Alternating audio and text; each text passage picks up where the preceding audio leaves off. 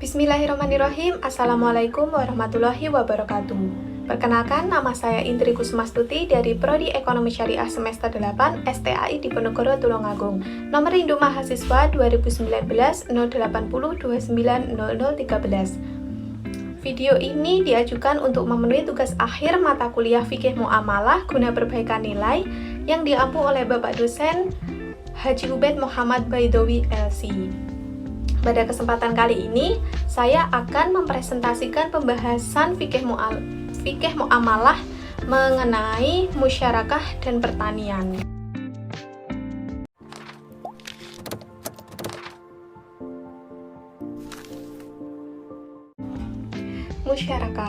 Musyarakah adalah bentuk kerjasama oleh dua belah pihak atau lebih untuk melakukan suatu usaha dengan tujuan memperoleh keuntungan.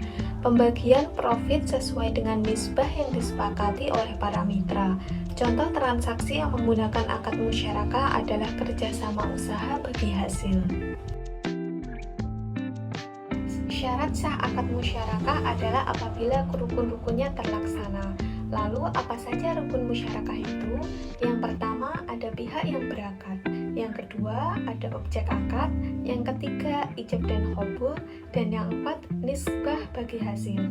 Lalu musyarakah dikatakan batal apabila yang pertama salah satu pihak terkontrak membatalkannya, yang kedua salah satu pihak terkontrak menghilang atau tidak mampu bertindak menurut hukum, dan yang ketiga salah satu pihak meninggal, tetapi jika pihak ada lebih dari dua maka yang batal adalah yang meninggal saja.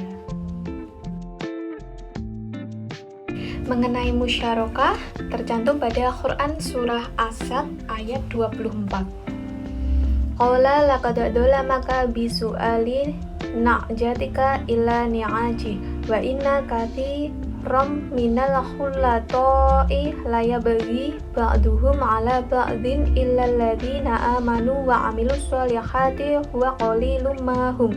Wadonna Dawudu annama fatannahu fastaghfara rabbahu wa kharra raki'an wa anab. Yang artinya, dia Daud berkata, sungguh dia telah berbuat zalim kepadamu dengan meminta kambingmu itu untuk ditambahkan kepada kambingnya. Memang banyak di antara orang-orang yang bersekutu itu berbuat zalim kepada yang lain, kecuali orang-orang yang beriman dan mengerjakan kebajikan, dan hanya sedikitlah mereka yang begitu. Dan Daud menduga bahwa kami mengujinya, maka dia memohon ampunan kepada Tuhanmu lalu menyungkur sujud dan bertaubat.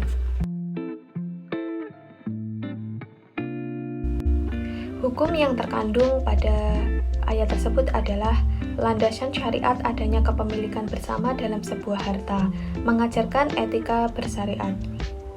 Yang pertama, memilih partner yang beriman dan soleh. Yang kedua, memiliki perhitungan yang jelas. Yang ketiga, dapat dipercaya. Dan yang keempat, bila terjadi sengketa, harapnya diselesaikan dengan baik.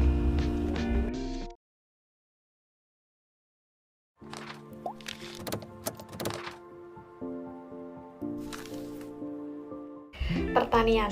Sektor pertanian merupakan penghasil bahan makanan pokok bagi umat manusia.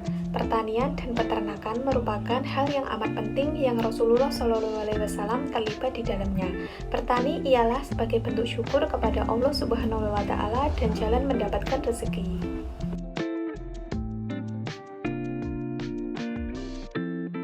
Sebagaimana yang telah tertuang di Quran surat Yasin ayat 33 sampai 35. Wa ayatul lahumul ardul maitah ahyainaha wa akhrajna minha habban faminhu ya'kulun wa ja'alna fiha jannatin min nakhilin wa a'nabin wa fajjarna fiha minal uyun liya'kulu min thamarihi wa ma 'amilat aydihim afala yashkurun. Artinya, Dan suatu tanda kebesaran Allah bagi mereka adalah bumi yang mati tandus. Kami hidupkan bumi itu dan kami keluarkan darinya biji-bijian. Maka dari biji-bijian itu mereka makan. Dan kami jadikan padanya di bumi itu kebun-kebun, kurma dan anggur. Dan kami pancarkan padanya beberapa mata air agar mereka dapat makan dari buahnya. Dan dari hasil usaha tangan mereka, maka mengapa mereka tidak bersyukur?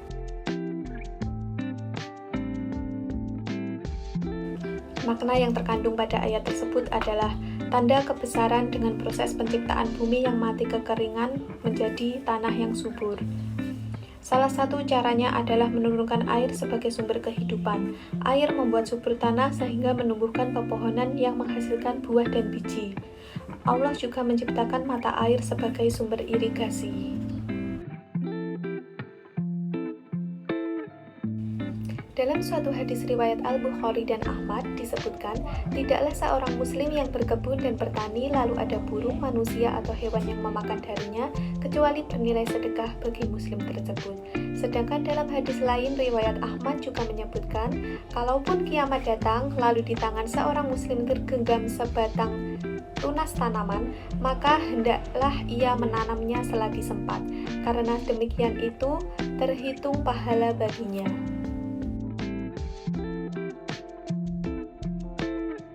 Penegasan Al-Quran dan amanat Nabi melalui hadisnya menunjukkan bahwa pertanian amat penting bagi keberlangsungan hidup umat manusia.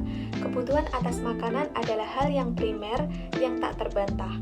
Ukuran kemakmuran suatu bangsa juga dinilai atas pemenuhan terhadap kebutuhan dasar warganya. Dan yang paling utama ialah sektor pangan.